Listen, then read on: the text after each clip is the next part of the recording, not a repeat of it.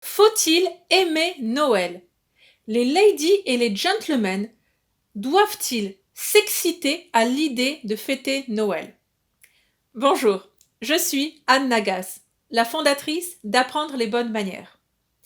Aujourd'hui, parlons d'un fait très présent dans les années 2020 et d'autant plus si vous êtes adepte des réseaux sociaux, Facebook, Instagram, YouTube, à vrai dire, ce qui se passe, bon, la télévision je sais pas parce qu'on n'en a pas, mais bon, tout ce monde virtuel où Noël, donc le point culminant de l'année, et les gens sont extatiques à l'idée de Noël.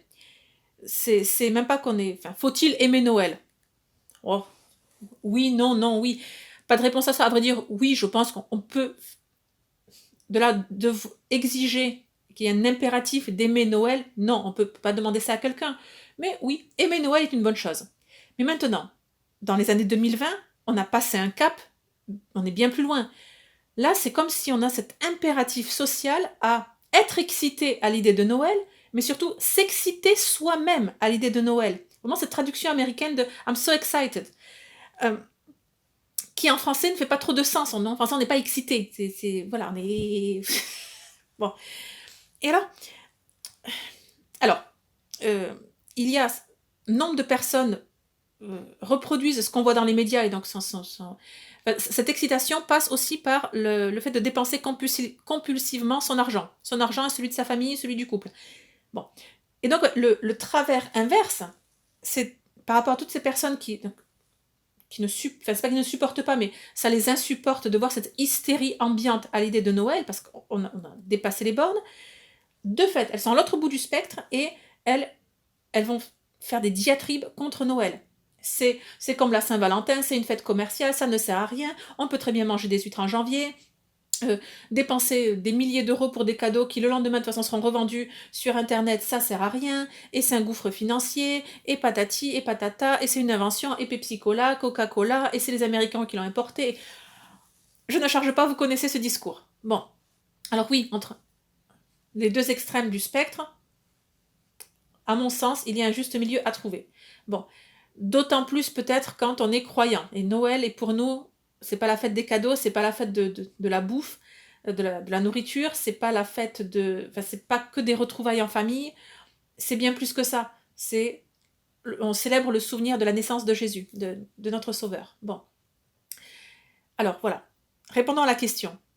Devons-nous et comment devons-nous euh, réagir face à cette injonction publique et sociale d'être super excité à l'idée de Noël? Bon, réponse 1. Déjà, ne cassons pas l'ambiance des autres. Déjà, ne soyons pas celui qui va casser l'ambiance, casser la joie. Ne faisons pas cette diatribe contre Noël, contre les fêtes, contre le consumérisme. Non. Et 2. Soyons plus posés et modérés. Il ne s'agit pas d'être blasé de Noël, absolument pas. Marquons notre empressement, notre joie, notre anticipation joyeuse, voilà. De là à en faire une excitation, une hystérie, je ne pense pas que ce soit digne d'une lady et d'un gentleman. Je peux me tromper, bien entendu. Tout ça, c'est à pondérer selon votre contexte, où vous êtes, les personnes qui sont autour de vous, et le spectacle que vous avez autour de vous. Mais enfin voilà, pour notre part, on essaie de tempérer les choses. Oui, Noël, c'est très bien. Ça reste que c'est la deuxième fête la plus importante dans le calendrier. La première, c'est Pâques. Bon. Déjà, en tempérant les choses de cette façon, on remet Noël à sa juste place. Est-ce une bonne tactique ou pas vis-à-vis de l'éducation des enfants? Je ne sais pas. Bon, c'est une piste. C'est celle que nous avons adoptée. Toujours est-il que oui, sapin de Noël et cadeaux de Noël et réveillons de Noël et puis la messe de minuit, enfin, qui n'aura pas lieu à minuit, mais peu importe. Bien sûr, et nous allons faire toutes ces traditions familiales, toutes ces traditions de Noël. Mais le temps de Noël est en fait l'octave de Noël. C'est de Noël octave, 8 jours, jusqu'au Nouvel An. Et le temps de l'Avent, c'est le temps où on se pose. Là, pour les non-croyants, en fait, on a totalement inversé la tendance, c'est-à-dire que le vrai Noël, c'est en quelque sorte, c'est du 1er au 24 décembre. C'est ça la période de Noël. Et après, c'est bon, les non-croyants remballent le sapin, nettoient la maison. Il y a quelques jours de latence avant le Nouvel An, mais voilà, après c'est fini. C'est fini. Alors que pour nous croyants, en fait, le temps de Noël, c'est après le 24 décembre. Ce n'est pas avant. Avant, c'est justement ce temps où on se pose, on réfléchit, on prépare cela dans notre cœur. Voilà, l'avant. J'espère que cette vidéo vous a plu. Pour plus d'informations sur le protocole, le savoir-vivre, la galanterie, rendez-vous sur le site Apprendre les bonnes manières. Pour les femmes, je vous invite à découvrir 30 leçons d'élégance vestimentaire. C'est gratuit et immédiat. Suivez le lien juste en dessous de la vidéo. Donc dans un instant, vous pouvez déjà découvrir la première leçon d'élégance vestimentaire. Sur un mois, c'est une formation complète et gratuite. Pour les hommes, et d'ailleurs les femmes aussi, si vous souhaitez, vous avez également accès au guide des mondanités, sous-titré 7 leçons de savoir-vivre pour briller en société.